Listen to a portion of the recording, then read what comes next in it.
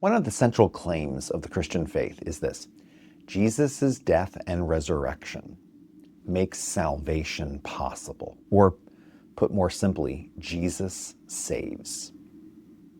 But how does this happen? How exactly does Jesus' death and resurrection make salvation possible? How does Jesus' death 2,000 years ago affect our lives today? Hi, I'm Father Rick Morley. I'm the rector of St. David's Radnor in Wayne, Pennsylvania. And in this series, we're exploring who Jesus was and who Jesus is.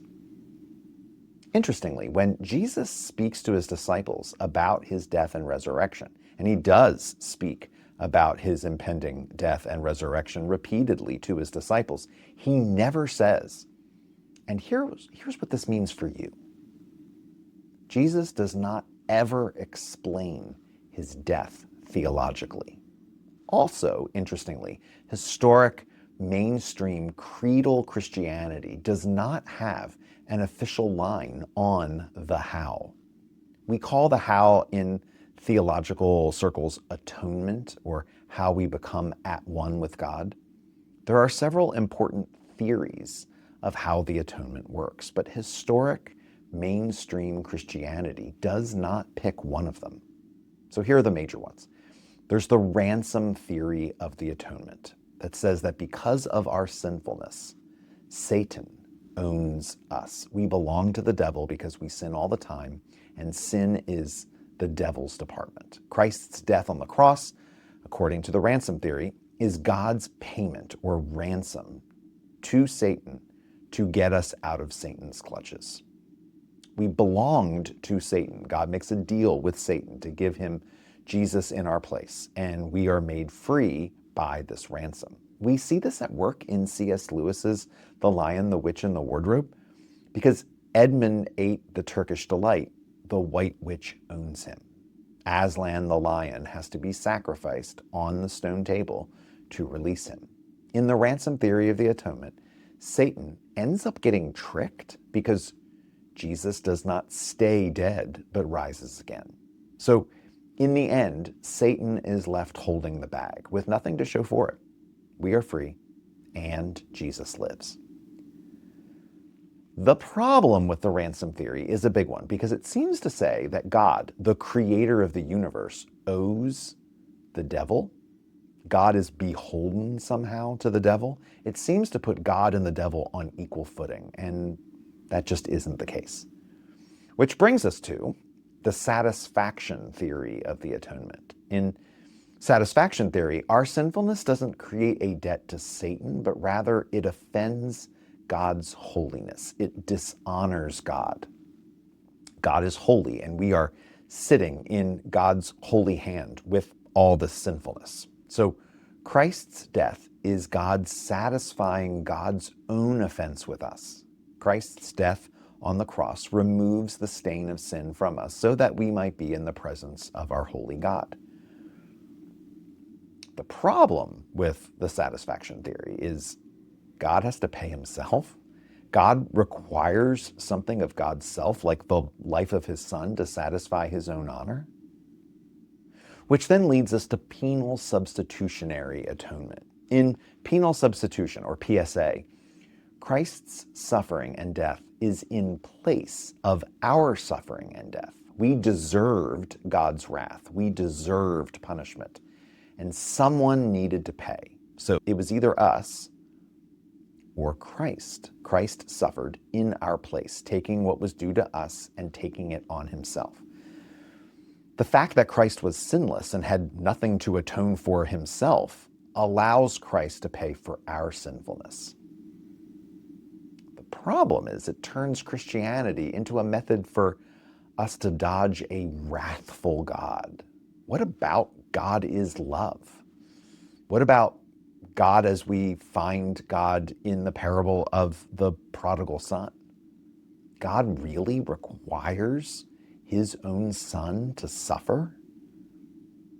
Interestingly, while the satisfaction theory of the atonement rose out of the feudal system's demand for honoring the lord of the manor, penal substitutionary atonement arose at the same time as monarchies were collapsing and laws were being written. It used to be that each new monarch made the rules, and the monarch was immune from having to follow those laws.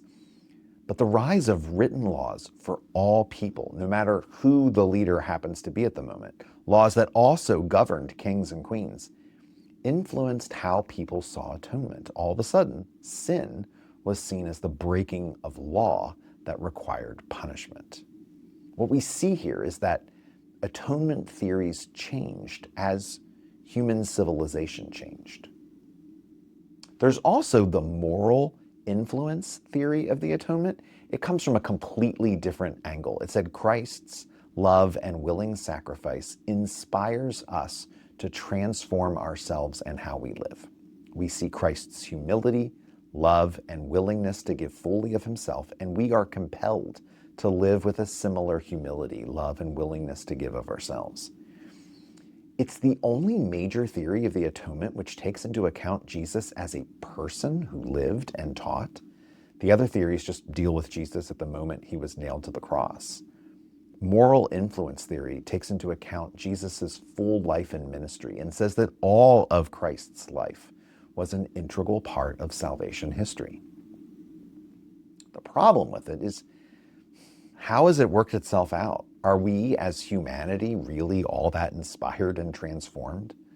Are people who go to church every Sunday always just shining examples of morality and ethics? And did Christ have to actually die then to teach us this lesson? It's like this theory remembers Jesus' life and ministry, but forgets the horrors of the crucifixion. The last theory I want to talk about may be the oldest. It's called Christus Victor, or Christ is victorious. It says that Christ's death and resurrection defeats the powers of sin and death. It sees sin and death as cosmic forces, and then it identifies Christ's death and resurrection as greater cosmic forces. We were enslaved to sin and death, and the cross liberates us. It doesn't just focus on Jesus' death, but this theory also focuses on his resurrection. Orthodox Christianity has an icon called the harrowing of hell. It shows the crucified Christ, the Christ who has died on the cross, in hell with all of humanity. He's standing on the doors of hell, which Jesus has just blown off their hinges. He's shown grabbing the hands of Adam and Eve and all of humanity and bringing them out of their hellish captivity. That is the moment of salvation for Christus Victor. Is there a problem with this theory? Well, it's thrilling, but it's also kind of vague and still doesn't tell us exactly how Jesus' death and resurrection defeats the powers of sin and death. Couldn't God have defeated these cosmic forces in some other way that didn't depend on the bloody death of Jesus? But the vagueness of it also leaves it up to mystery and the action of God. We don't need to fully understand it. Remember, historic creedal Christianity does not have an official atonement theory. The Catholic Church does not have an official atonement theory. The Orthodox churches do not have an official theory. The Methodist, Episcopal, Lutheran churches do not have an official theory. There's one caveat. There are some Protestant churches that identify as Reformed. These do have an official theory, and that's penal substitutionary atonement. But for the vast majority of the 2,000 years of Christianity, these are just theories, and that's all they are. We proclaim by word and example that the life, death, and resurrection of Jesus saves us, redeems us. But like Jesus himself doesn't go into the precise mechanics with his disciples, neither do we. Jesus saves. The rest is just details. Is there a particular theory of the atonement that appeals to you? If someone asked you, why did Jesus die? How would you answer them?